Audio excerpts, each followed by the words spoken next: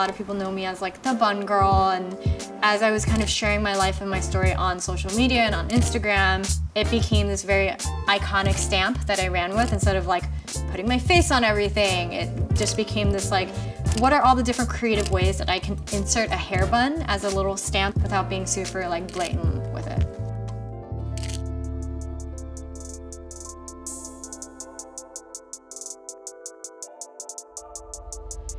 I've been back and forth between LA and New York for the past 5 years.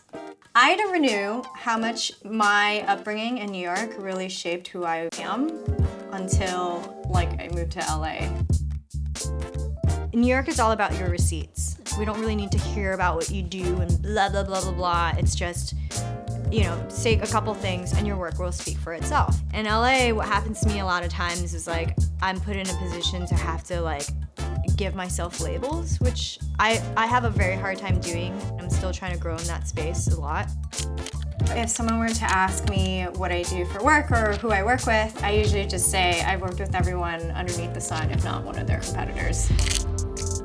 Most of my spaces, my creative spaces, are like a space that I feel like my energy thrives in, usually is composed of a lot of art. And obviously, because of my interests and my roots, a lot of it is New York driven, it's New York culture driven. I think my biggest area of personal growth, having been bicoastal for the past like 5 years, is just like learning to adapt, because it's so fucking difficult for me, because I'm such a New Yorker. Growing up bicoastal is this like dream, right? Because growing up in New York, we're in the East Coast, it's cold, it's gritty, it's all this stuff, and we're sold this dream of Los Angeles, palm trees, sunshine, convertibles, the beach. And that's all we know because of the media, right? The place that you spend your 20s in is always gonna have a very special place in your heart. Like, life comes in different seasons, so maybe this is just the season for me right now.